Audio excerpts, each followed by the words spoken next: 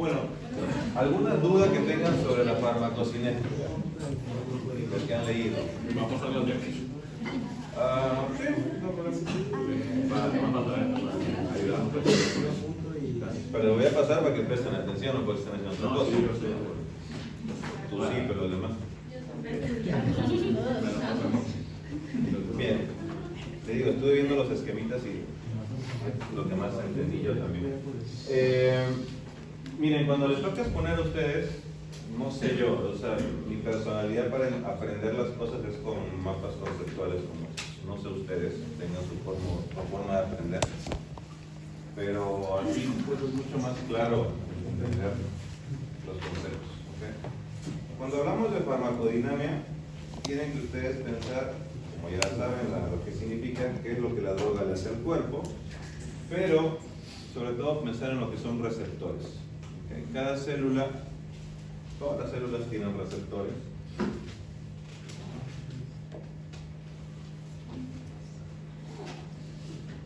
Que son los que van a recibir a la molécula que va a hacer los cambios bioquímicos, fisiológicos en el cuerpo. No necesariamente fármacos, porque cuando Dios creó al hombre, nos creó con receptores también, pero no había fármacos en esa época, ¿sí? Sino eran las mismas sustancias endógenas las que hacían los cambios, los efectos en el cuerpo. Y bien, vamos por este lado primero. Receptores tienen varios significados que se emplean para referirse a moléculas diana. ¿Qué son moléculas dianas? Son las moléculas donde pues queremos llegar, ¿no? Entonces, dentro de nuestro cuerpo, que llamamos moléculas endógenas, tenemos diversos mediadores, como son las hormonas, neurotransmisores, mediadores inflamatorios. ¿Cómo creen que actúan las hormonas? ¿Cómo actúan los neurotransmisores? Pues a través de receptores. Llegan al lugar de la célula, se pegan y hacen todo el efecto que es. A través de las cuales producen efectos, ¿para qué? Para reconocer, responder señales químicas endógenas. Por ejemplo, da el ejemplo aquí de la adrenalina. Cuando uno está en una situación de peligro, el cuerpo automáticamente lo pone en alerta para poder correr y suelta la adrenalina. Esta adrenalina se va a juntar con sus receptores. Uno de ellos es el receptor beta-adrenérgico que está en el corazón. ¿Y qué va a pasar? ¿Cuál va a ser el efecto final? Aumento de la frecuencia cardíaca. ¿Para qué aumenta la frecuencia cardíaca?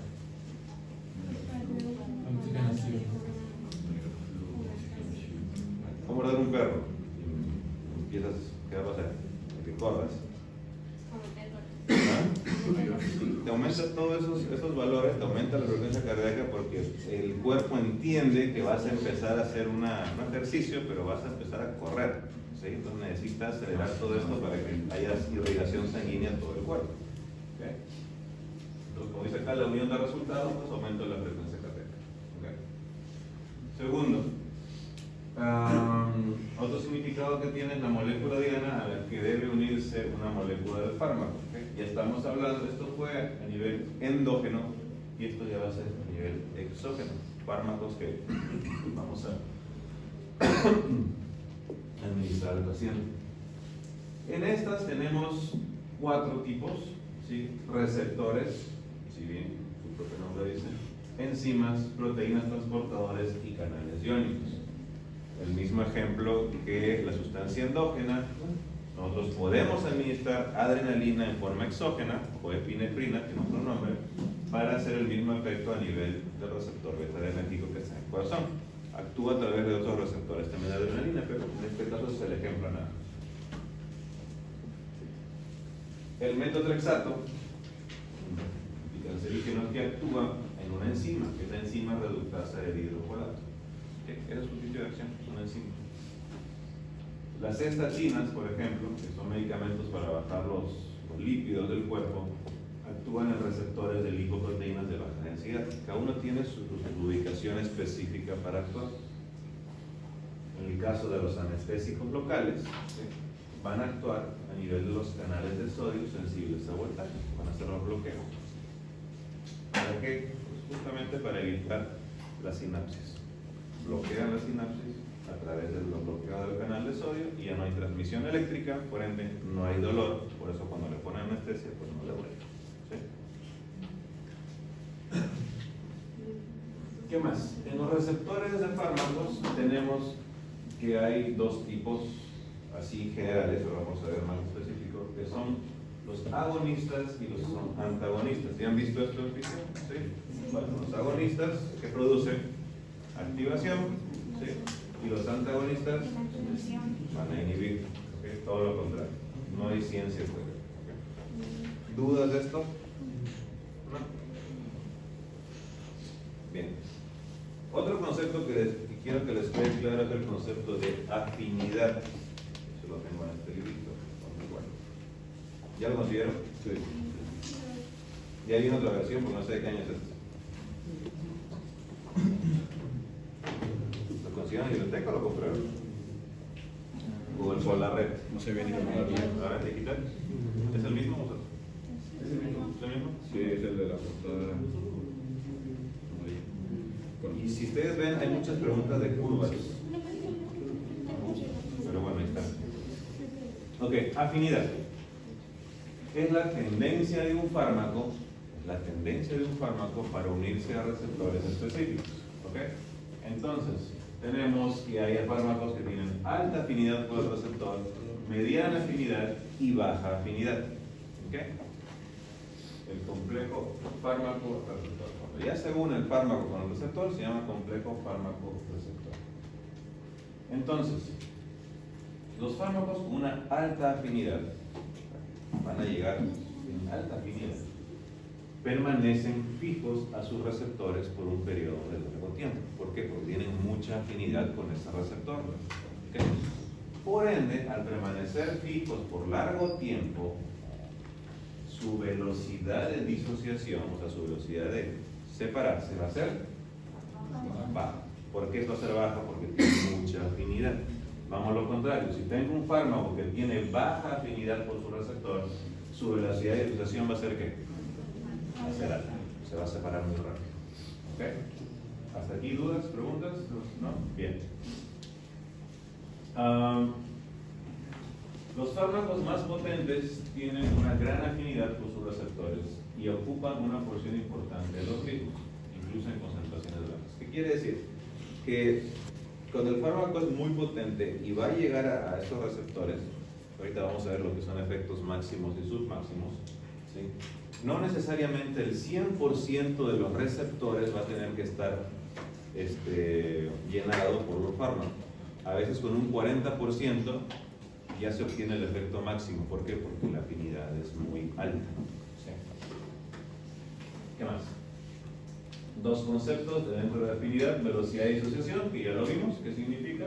Que determina el tiempo en el cual permanecen unidos el complejo fármaco-receptor, y la constante de asociación, que va a determinar la concentración requerida para formar cantidades significativas de complejos, y esto pues me va a dar un efecto deseado. ¿Okay? ¿Dudas, preguntas acá? ¿No? Les voy a leer lo que dice en su libro, lo que no han conseguido. Dice: afinidad es capacidad de un fármaco para unirse a un receptor. Hasta ahí, porque digo las curvas realmente no le veo utilidad.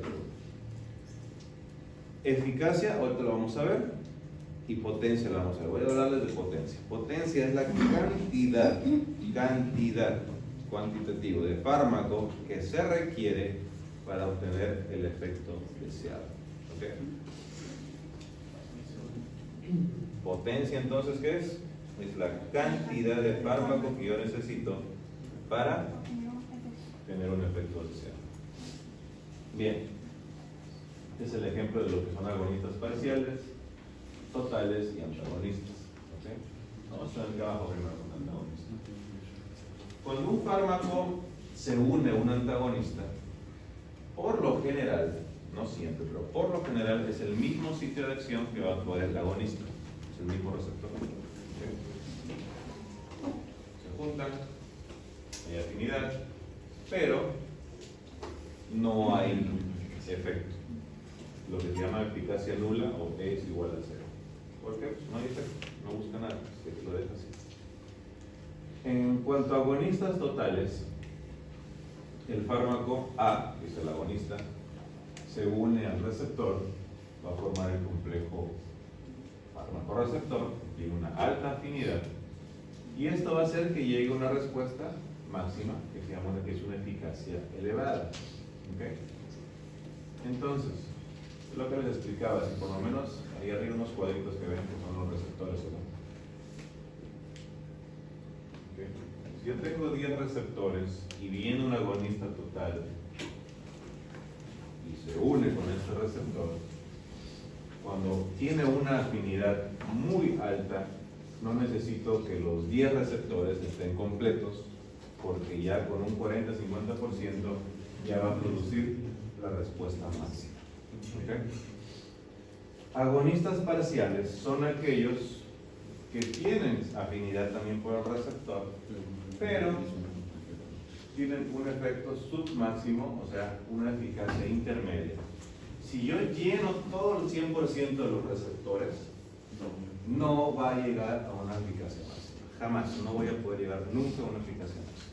¿Por qué? Porque pues, así es su característica. Son agonistas parciales, ¿ok? No totales.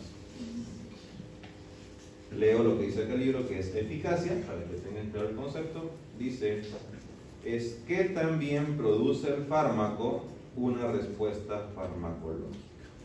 ¿Ok?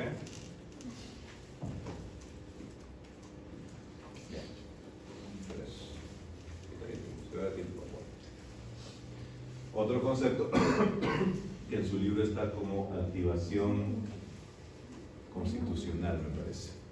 ¿Sí? Activación constitutiva no es lo mismo. Cuando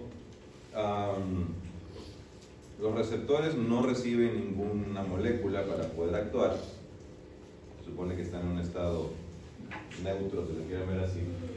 Existe lo que es la activación constitutiva, que es que hay receptores en muy poquita cantidad que sí van a estar actuando, como si tuvieran el agonista. Pero es tan bajita su respuesta que no van a producir ningún efecto. ¿Okay? Como es ahí, es la activación de receptores sin que exista la presencia de un ligando. El receptor está activo como si tuviera un agonista, pero es en baja proporción. Ya tenemos el ejemplo que supongamos que el paciente tiene 10.000 receptores, 100.000 receptores, pero solo el 1%, 100, sí tiene una actividad constitutiva y está funcionando como si estuviera activada por un ligando. Pero como son 100 de 10.000, no hay ningún efecto en el cuerpo. ¿Okay? Es como el tono muscular, ¿no? O sea, el tono nunca queda muerto, siempre queda algo ahí dentro. Pero no hay efecto. Entonces, ¿qué sucede? Cuando hay ciertas mutaciones o hay algunos anticuerpos que atacan en estos receptores, esto sí empieza a crecer y empieza a haber ya actividad como si hubiera un ligando, como si hubiera una molécula que está activando estos células. ¿Okay? Ya es una patología interna. Entonces, aquí entra a tallar lo que somos agonistas inversos. Son fármacos que yo uso para hacer el efecto inverso de lo que está haciendo actualmente ese problema interno, esa enfermedad que tiene el paciente. Pues, ¿qué va a hacer el agonista inverso? Pues va a hacer todo lo contrario a lo que hace un agonista total. ¿Sí? Va a hacer el efecto inverso completamente. ¿Para qué? Para empezar a bloquear todo esto. Se va a unir igual a los receptores como un agonista, pero va a hacer el efecto inverso. ¿Sí? ¿Sí quedó claro? ¿Sí? ¿Un antagonista? No, porque acuérdate que el antagonista no hace nada. Nada más bloquea el receptor para que el agonista no haga ninguna cosa. Este va a hacer el efecto inverso, o sea, en vez de, pareciera lo mismo, pero va a ser el efecto Antagonista, siendo agonista. sumatorio. Si el receptor está en sumatorio, esto lo va a empezar a hacer negativo. ¿Qué haría el antagonista? Simplemente bloquea la parte sumatoria. No hace nada lo contrario de. ¿Sí? En este caso, el agonista inverso sí hace algo contrario a lo que buscamos. Sería negativo prácticamente en otros lados. Sí. En las curvas, que en su libro está, aparece, no traje ese dibujo, creo que lo tengo ahí. Por ejemplo, este es el efecto de un antagonista que es así plano, es un efecto de un agonista, y el agonista inverso viene así, para abajo. ¿Ok? Te lo voy a buscar si de repente lo tengo.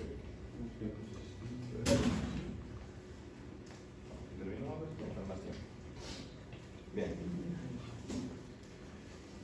El antagonista, como les dije, al entrar en contacto con el receptor va a haber una eficacia nula, no va a haber efecto de nada. ¿Ok? Tenemos antagonistas competitivos y no competitivos. ¿Con quién creen que compite el antagonista? Un sustrato original. Con el agonista. Agonista y antagonistas compiten por el mismo sitio de acción. ¿Ok? Cuando hay un antagonista competitivo, por lo general, la concentración es lo que hace que prime o el agonista o el antagonista, la cantidad, ¿sí? Y la afinidad. En este caso, cuando es competitivo, es reversible. ¿Por qué? Porque pongo una cantidad mayor de agonista y lo va a sacar del receptor y va a entrar agonista. ¿Okay? Cuando tengo un antagonista no competitivo, ¿qué quiere decir? Que se une a otro sitio. Pues no compite con el agonista y no está en el mismo sitio, se une a otro lado. Entonces, por más que entre agonista, no va a haber efecto, está bloqueado el receptor. Y esto es irreversible. Como les di el ejemplo, creo, en la primera clase, de la aspirina. ¿Se acuerdan de la aspirina? La aspirina tiene un efecto, una unión covalente con las plaquetas y es irreversible. O sea, yo no puedo sacar la aspirina de una plaqueta, no la puedo sacar. Lo que tengo que hacer es esperar a que la plaqueta se muera para poder ya decir, el paciente ya no tiene aspirina. ¿Okay?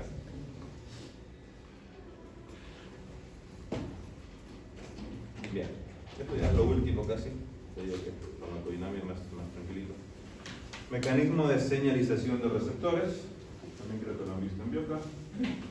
Tenemos moléculas hidrosolubles o hidrofílicas y lipofílicas. Por lo general, cuando tenemos moléculas, pues los fármacos tienen esas dos características. Algunos son hidrofílicos, otros no, lipofílicos. Si son hidrofílicos, pues no pueden atravesar la membrana de una célula porque las membranas está hecha de fosfolípidos. No va a entrar, imposible. Para eso existen transportes o canales para que estas sustancias hidrofílicas puedan penetrar la célula. Pero también existen receptores que son intraplasmáticos, en el cual las moléculas liposolubles pasan las membranas sin ningún problema y se van a unir a su receptor. ¿Okay? Por ejemplo, acá tenemos un receptor en la transmembrana, el clásico ejemplo, ¿no? De que viene la molécula, se unen y ya mandan el efector dentro de la célula. Pero también tenemos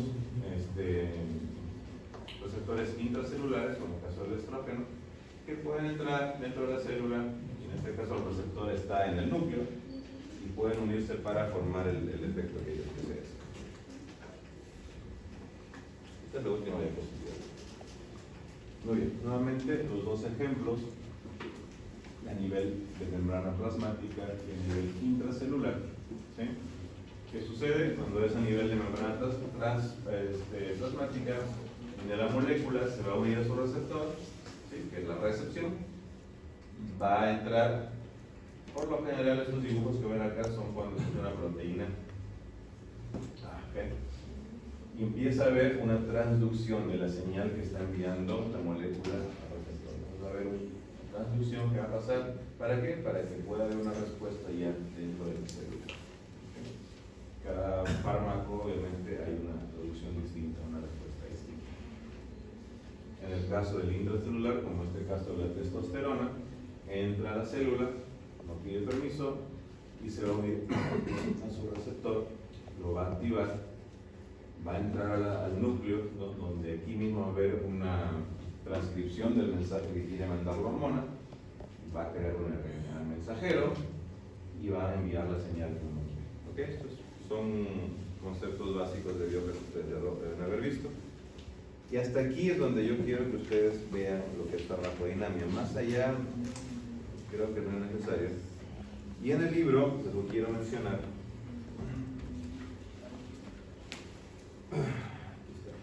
Ya lo vimos, el colectivo, no competitivo. Ok, Ok, ¿quedó claro el concepto de agonista competitivo, antagonista competitivo, antagonista no competitivo? ¿Sí? Ok. En su libro también menciona lo que son las uniones alostéricas, no sé si lo han visto. Es lo mismo que el no competitivo prácticamente. Sí, se une otro sitio. se une en otro para sitio. forma y que nos pueda Exacto. Muy bien. Okay. Los receptores alostéricos no están en el mismo lugar donde debe estar un receptor, están en otro sitio en el cual actúa el antagonista y pues no hay señal por más que entre el agonista en el receptor. Okay.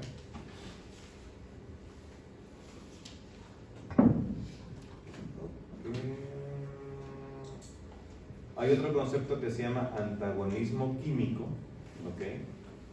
¿Qué significa? Que un fármaco es antagonizado por otro compuesto, pero se une directamente al fármaco efector. ¿Ok? Este antagonista químico va a actuar sobre el fármaco y no sobre el receptor. Entonces va a bloquear el fármaco para que no produzca el efecto. Creo que con eso estamos bien. Suficiente para generalidades. ¿Eso cómo se llama? ¿Cuál? Antagonista químico. Muy bien, salgan un ratito y volvemos ya para